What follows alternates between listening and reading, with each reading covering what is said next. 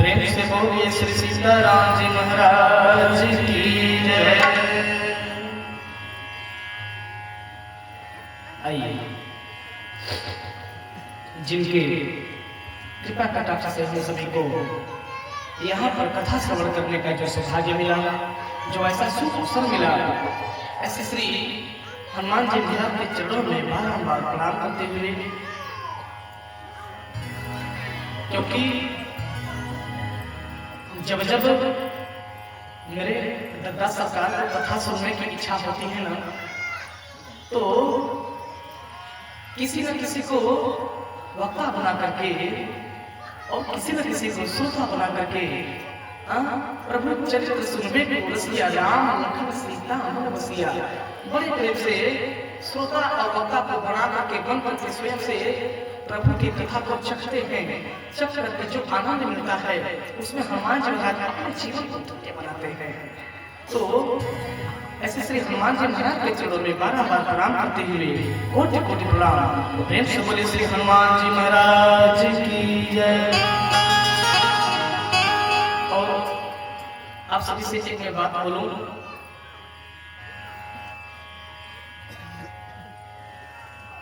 पहली बात तो ये सत्य किसी ने कहा है, किसी ने कहा मेरे बाबा गोस्वामी दास जी ने बताया कि बिनु सत्संग विवेक न होई।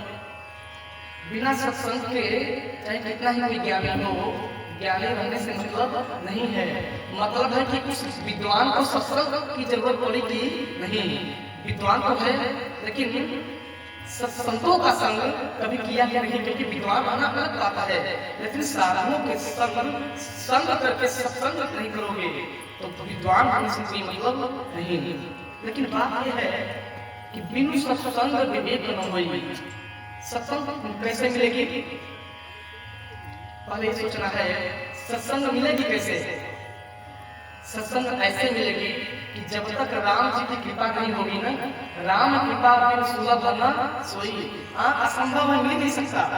जब तक राम जी की कृपा हम पे या आप सभी पे नहीं होती तब तक कथा सुनने का सौभाग्य सबको नहीं मिलता। उसी प्रकार बिनु सत्संग विवेक न होई, राम कृपा बिन सुलभ न सोई। जब तक 9 दिन की कथा में एक दिन भी जो व्यक्ति नहीं आया है कथा श्रवण करने, सोचिए उस जीव का दुर्भाग्य है। इंसान की बात मैं नहीं करता, एक जीव की बात कर रहा हूँ। वो जो चुपता पंडाल में बैठा है ना, आप लोग समझ समझे कि भगवान नहीं है सकता ना, पता नहीं किस रूप में आकर नारायण मिल जाएंगे। इसलिए मैं सबको डांटा हूँ, कुत्ता भी आ जाए उसे मत चढ़िए, वो चढ़ जाएगा। वो हमसे आपसे ताकत समझदार है, हमसे आपसे बहुत बड़ा समझदार है। कुत्ता बेजुबान है ना, मैं यहाँ कथा कर रहा हूँ लेकिन कुत्ता तो सिर्फ समझदार है क्योंकि बेजुबान है। उसके अंदर कोई काम नहीं है, कोई लालच नहीं, कोई लोभ नहीं। बेजुबान हम लोग भी एक दूसरे का मदद करता है, लेकिन हम इंसान नहीं करते। लेकिन यह होगा कैसे, सत्संग से होगा। और सत्संग कैसे होगा, अब वही भाव भरोसा संबंधता बिनु हरि कृपा मिले नहीं संसार। यहाँ पे राम कृपा मतलब बिनु हरि की कृपा से ना तो संत मिलेंगे, ना तो संतों का संगत मिलेगा और ना तो ब्राह्मणों का संगत मिलेगा। आप सभी पे कहीं न कहीं मेरे महादेव ने कृपा किया, मेरे दादा सरकार ने कृपा किया, तब सिंहपुर वालों को ये तो काशीवासी कथा श्रवण करा रहा है और अपने भी जीवन धन्य कर रहा है, आप लोगों का भी जीवन धन्य कराने का प्रयास कर रहा है। तो बड़े हम सब भाग्यशाली हैं। अपने हर कथा में मैं एक बात कहता हूँ, जिसको हम लोग सुनते हैं संतोष भैया, वो कहाँ बैठता है, दिल्ली लोकसभा में सांसद भवन में। जैसे मोदी जी या सांसद विधायक हो गए, सांसद को वोट हम लोग देते हैं ना, या किसी नेता को, जिसको हम लोग चुनते हैं, मुहर लगा कर भेजते हैं, वो जाके दिल्ली में बैठता है। लेकिन यहाँ कथा में कौन बैठता है जानते हैं, जिसको राम जी अपना समझ के स्वयं थप्पा मुहर लगा के भेज दे, वहीं आकर के कथा श्रवण करता है और बैठता है। क्योंकि राम कृपा बिनु सुलभ न सोई, बिनु सत्संग विवेक न होई। आइए हम सभी लोग सबसे पहली बात तो राम जी को शुक्रिया अदा करेंगे, क्योंकि हम लोग बहुत बड़े नमक खराब हैं। पूछिए क्यों? आप लोग पूछिए क्यों? इसलिए हम लोग नमक खराब है कि राम जी का खा करके राम जी का गुण नहीं गाते, उनकी बखान नहीं करते। नमक खराब है नहीं? इतना सुंदर भगवान वाणी दिए, आवाज दिए, गुण दिए, लेकिन हम लोग कदर करना नहीं जानते। भजन और कथा सुनने योग्य कान दिए, लेकिन श्रवणारंभ हवन समाना। हम लोग जानबूझ करके अपने कानों को सांपों के बिल के समान बना लिए हैं, राम कथा न सुन करके, सत्संग न कर करके, क्योंकि जिम्मी भरी कथा सुना नहीं गाना, श्रवणारंभ हवन समाना, वह कान सांपों के बिल के समान है। इसलिए मुझे तूने मालिक बहुत दिया है, तेरा शुक्रिया है, तेरा शुक्रिया। मुझे तूने मालिक बहुत दिया है, तेरा शुक्रिया है, तेरा शुक्रिया।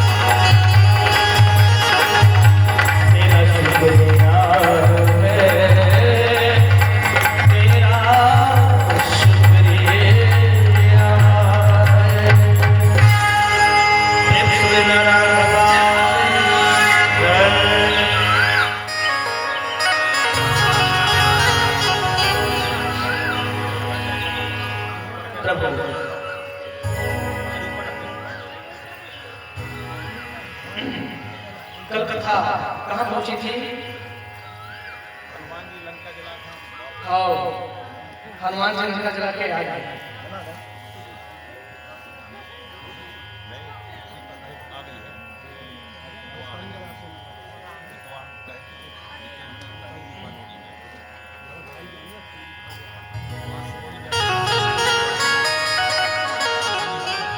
हनुमान जी आए बड़े प्रकार से।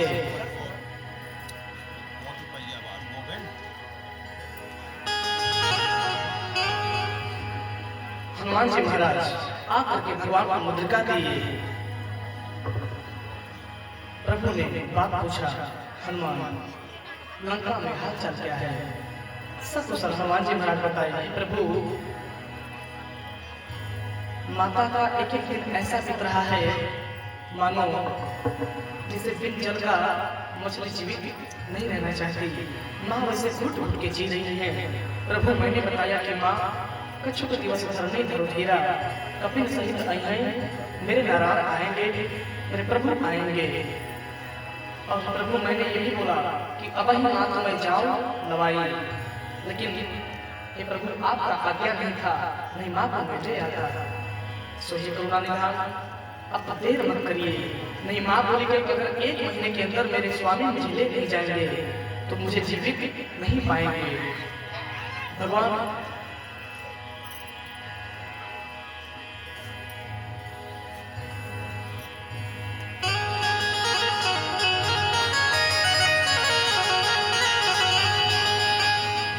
प्रेम से बोले सीताराम जी महाराज की जय। राम जी एक एक हाल चाल पूछते हैं, मेरे बाला के जात हनुमान जी महाराज सब बता रहे हैं। भगवान बताए, भगवान सुग्रीव को बुलाए, अरे बानर समाज भानु समाज को बुलाए, अपनी पूरे सेन सहित को बुला करके सुग्रीव जी से बोले, अब विलंब के कारण की जय, तुरंत कपिल सब आयुष दीजय। महाराज अब विलंब मत करिए, सभी बानर भालुओं को आदेश दीजिए और लंका पर चढ़ाई किया जाए।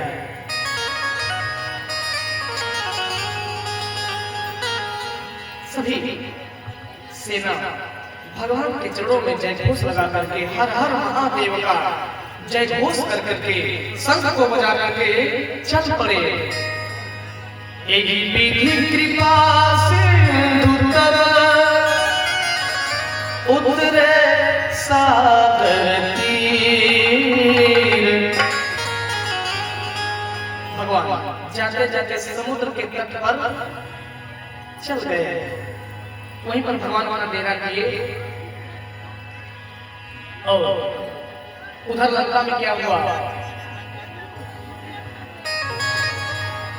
वहां निशाचर रहा है ससलता, जब ते चार गयो कपिलंका। लंका में तरह तरह की बात हो रही है कि अरे भैया सुनते हो, अरे वो जो बंदर आया था भैया वो तो बड़ा बलवान था हो। हाँ हाँ भैया तुम ठीक कहते हो। हाँ भैया महाराज रावण के सामने वो लंका जला के चला गया और महाराज रावण छोड़ो, मेघनाथ जो इंद्र पर विजय प्राप्त किया है भैया, मैं दरबार में था लेकिन इंद्रजीत भी कुछ नहीं कर पाया। महाराज रावण खामोश हो गए, चाह करके कुछ कर नहीं पाए। मतलब लंका में कोलाहल मचा हुआ है। हाँ, एक एक घर, एक एक नगर, एक एक गली गली में बात आ रहा है। अगर किसी गांव में कोई ऐसा अचानक बात हो जाएगी, समझिएगा, हाँ कोई वैसा बात अगर हो जाएगी, कैसी बात जो आंखों देखे पर भी विश्वास न हो तो कई दिन तक चर्चा चलेगी। जैसे यही कथा हो रही है, एक शिव जी का लिंग प्रकट हो जाए अपने से तो कम से कम 10-15 दिन तक चर्चा चलेगी। चलेगी कहीं बोलिए, चलेगी। वही प्रकार सबसे बड़ी बात यह है कि हनुमान जी के छोटे बानर, वो तो प्रताप तो हनुमान जी की कृपा से है, लेकिन बानरों के आगे एक छोटा बंदर थे हनुमान जी, महावीर नहीं थे। लेकिन जब अपना प्रताप दिखाया तब बात करने लगे कि भैया वो बंदर इतना बलवान हो गया रावण के सामने, महाराज कुछ नहीं कर पाए और लंका जलाकर चला गया। हे भैया मुझे तो बहुत डर लग रहा है, एक बंदर यहाँ दुर्दशा कर दिया, अगर ज्यादा नहीं 10-15 बंदर भी आ जाएंगे, सोचो लंका का क्या हाल होगा। हाँ, वो तो मुष्टिका से मार मार के लंका को समुद्र में डुबो देंगे। इधर मंदोदरी अधिक कुलानी, मंदोदरी बड़े प्रकार से अकुलाने लगी, व्याकुल हो गई। बोली स्वामी आप मेरे पति हैं, सो धर्म समझाना मेरा दायित्व है, धर्म है, क्योंकि आप अधर्म कर रहे हैं और यदि पत्नी अधर्म कर रही हो तो पति का उद्देश्य है पत्नी को संस्कार देना, समझाना। और यदि पति कमी करता है, अधर्म करता है, पाप करता है, तो पत्नी का धर्म है समझाना। यही विधि का विधान है, यही नियम है। बड़े प्रकार से भगवान की महिमा के बारे में मंदोदरी ने बताया।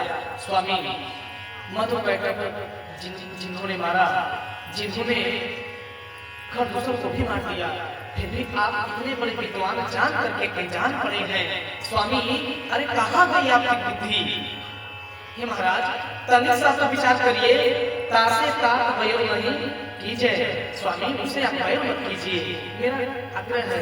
रावण बोला महारानी मुझे यकीन नहीं होता कि आप त्रिलोक विजयी शिव के परम भक्त प्रकांड विद्वान महाराज लंका विजयी दशानन की धर्मपत्नी है, आपको शोभा नहीं देता मंदोदरी। इस प्रकार की बात आप हमसे कर रही हैं। क्या आपको मेरे प्रताप के बारे में कुछ पता नहीं? क्या आप मेरे प्रताप के बारे में नहीं सुनी है क्या? अरे मैंने काल को भस्म किया है, त्रिलोक पर मैंने विजय पाया है। आप संदेह कर रही हैं?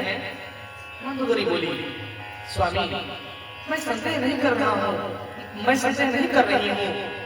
मैं तो बस आपको ध्यान दिलाना चाहती हूँ कि स्वामी मुझसे बैर मत कीजिए, बस मुझे समय में चले जाइए। वो जो जगत जननी बुलाई है आपके पुत्र का कारण बनेंगी, मैं ज्यादा नहीं कहूंगी स्वामी। तब रावण बोला अरे मैं तो लोक विजयी हूँ, मैंने देवताओं पर विजय पाया, उसको विमान मेरे साथ है, यमराज मेरे जेब में है, आपको दिक्कत क्या है? तब मंदोदरी को मौका मिल गया। मंदोदरी बड़े प्रकार से महाराज को लताड़ दी। जैसे पत्नी कभी कभी ओवर हो जाती है, बर्दाश्त से बाहर हो जाता है, तो पत्नी जी भर के अपने पति को खरी खोटी सुना देती है ना? सबकी बात है। और जो लोग सुनाएंगे उनकी 100% बात है। ओह राधे राधे। मंदोदरी बोली स्वामी आपका बल प्रताप कहाँ गया? दूसरा चला गया, आपका बल प्रताप कहाँ चला गया? हे स्वामी आप अहंकार को त्याग दीजिए। ये बताइए आप बोल रहे हैं कि लोग विजयी हैं। अरे उस समय बंदर लंका चला गया, आपका शक्ति कहाँ थी? आपका ज्ञान कहाँ था? इंद्रजीत मुझे बता रहा था कि ऐसा प्रश्न किया वो बंदर का जाकर लोग विजयी ज्ञानी मेरे महाराज नहीं बता पाए। कैसे ज्ञानी है जो एक बंदर के प्रश्न का जवाब नहीं दे पाए? महाराज कहाँ ज्ञान गया?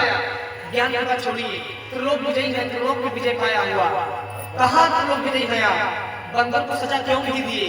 आपके सामने पूरे लंका को राख करके चला गया और आप कुछ नहीं कर पाए।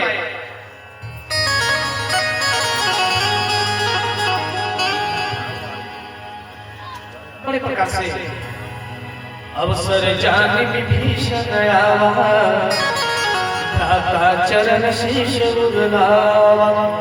भैया वही अवसर उसी समय दरबार लगा था, विभीषण महाराज का आगमन हो गया। बड़े प्रकार से भैया को समझाए। जब से लंका में हनुमान जी हरण करके चले गए, इधर विचित्र बात हो रही है, रावण का उपहास हो रहा है। सोचो भैया जो बहुत बड़ा वीर है उसके घर में एक छोटा व्यक्ति आग लगा के कोहरा मचा के चला जाए, उसे भोजन करने में स्वाद हो जाएगा। वही रावण को घूट करके जी रहा है।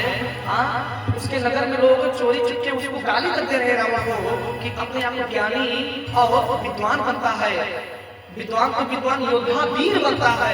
लेकिन क्या हुआ? वही हुआ जो होना नहीं चाहिए था सो वही हो गया। लेकिन अब वही होना चाहिए जो होने की उम्मीद नहीं है। लंका की बात कर रहे हैं, जो होना नहीं चाहिए था वो तो हो गया, लेकिन अब जो होने वाला है, जो होने वाला है उसको क्या हो? वो ऐसा हो कि हुआ न था, ये मना रहे हैं। इधर विभीषण को बड़े प्रकार से समझाए भैया को। सारी कथा बहुत जानते हैं, समय नहीं है, बहुत लंबी कथा है आज। बड़े प्रकार से विभीषण भैया बार बार समझाए, लेकिन रावण को बुरा लगा। विभीषण जब कुछ भगवान के बारे में बोले, लेकिन सतमूर्ख अभिमानी वह बर्दाश्त नहीं कर पाया।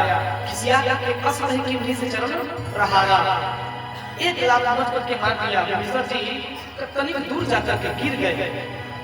उठ करके पुनः बोले, भले ही लात को मारा भैया, आप भले ही मुझे लात मारे, मुझे कोई परवाह नहीं है, आप भैया हैं मेरे।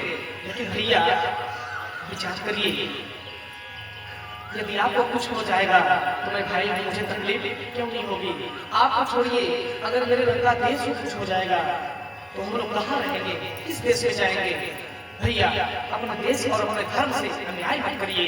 हमारा धर्म यही है कि ज्ञानी होकर के ब्राह्मण है, उत्तम कुल में है, उनसे बैर मत कीजिए। रावण बोला, मूर्ख, तू मेरा ही नमक खाता है, मेरे ही पत्तों में छेद करता है। जा तू आज के बाद तुम अपना मुझे मुंह मत दिखाना, तुम उसी तपस्वी के बहुत बजा कर सो जाओ, उसी के शरण में हो जाओ। हाँ, मेरे अंगने में अब तुम्हारा कोई काम नहीं है। जाओ जाओ, दिन रात राम राम चरणों में गिर जाओ, अलग निरंजन हो जाओ, हमसे कोई मतलब नहीं है। तुम्हारा जो मन आए वो करो, लेकिन आज के बाद मैं तुम्हारा भाई नहीं हूँ। रावण बल की बता करके यह बोलते हुए चल पड़े कि विनाश काले विपरीत बुद्धि, जब जब विनाश होता है तब तब बुद्धि मति मार दी जाती है, बुद्धि काम नहीं करती। विभीषण भैया सोच करके चल दिए।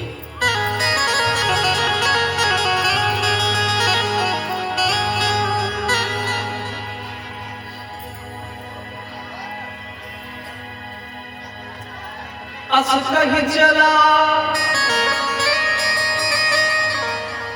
विभीषण जबहि, आयुहीन भय सब तबहि। मानस में हम सभी के लिए एक बड़ा सुंदर बात बाबा स्वामी तुलसीदास जी ने बताया।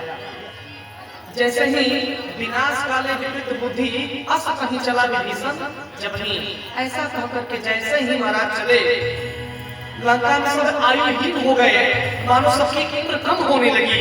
हाँ, उम्र कम कैसे होने लगी, कौन कब चला जाए ये कोई गारंटी नहीं थी। हाँ, ये तो अभी हम सभी को भी गारंटी नहीं कि अभी कथा में बैठा कौन चला जाएगा, लेकिन उनका गारंटी था, उनका भी गारंटी नहीं था। इसलिए नहीं था क्योंकि उनको वरदान मिला था। इसलिए हम काहू की मरेंगे ना मारे। जितने राक्षस से सब एक तरह से अजर अमर ही थे, वो तो भगवान की माया से मर गए।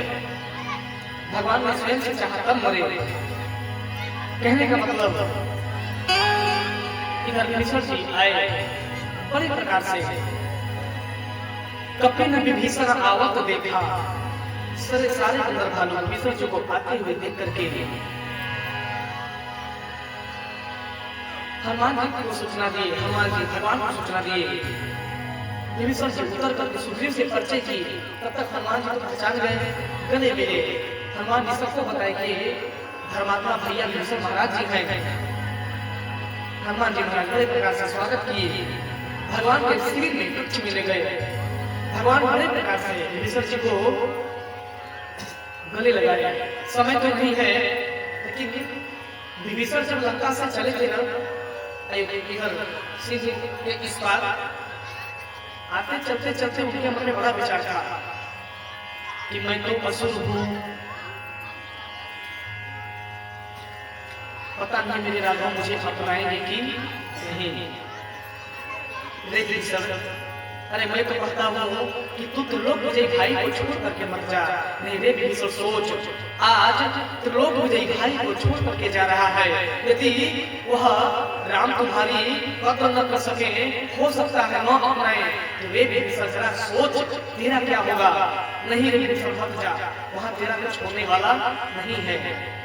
लंका की तरफ हम लोग चले विभीषण जी। फिर उनके मन में विचार आया कि नहीं भैया कुछ भी हो, अधर्म कर रहे हैं, और धर्म यही है कि जब शांति के सारे रास्ते बंद हो जाए तो वहां लड़ाई करना धर्म है। अर्थात शांति क्या, भैया को मैंने एक एक बात बताया कि भैया अधर्म कर रहे हैं, जो भाई की बात नहीं मानते तो दुनिया में किसकी मानेंगे। इसलिए रे विभीषण, लंका में जाना तुम्हारा ठीक नहीं। यह सोच करके फिर विभीषण जी भगवान के सीढ़ी की तरफ लौट पड़े। कई बार आए, कई बार गए। अगर मैं प्रशंसा सुनाने लगूंगा तो कम से कम 110 बार गिनाऊंगा, समय कम है। ऐसा विभीषण जी थे, धर्मात्मा थे विभीषण जी। बड़े विचारते हुए अंत में दृढ़ निश्चय किए कि लगन तुमसे लगा बैठे राघव, अब जो होगा देखा जाएगा। हे राम जी, त्रिलोक विजय को त्याग करके तुम्हें अपना बना बैठे, अब जो होगा देखा जाएगा। भजन नहीं गाएंगे, समय कम है, इसलिए कभी दुनिया से डरते थे तो छुप छुप के रोया करते थे। हाँ, लेकिन अब सागर के इस बार आ बैठे, हे रघुवर, अब जो होगा वो सब देखा जाएगा। बड़े प्रकार से भगवान विभीषण जी मन में विचार करते करते आए गयो सागर यही पारा। सागर के इस पार आ गया, विचार करते हुए भगवान जैसे ही हनुमान जी महाराज राम जी को सूचना दिए कि महाराज लंकेश के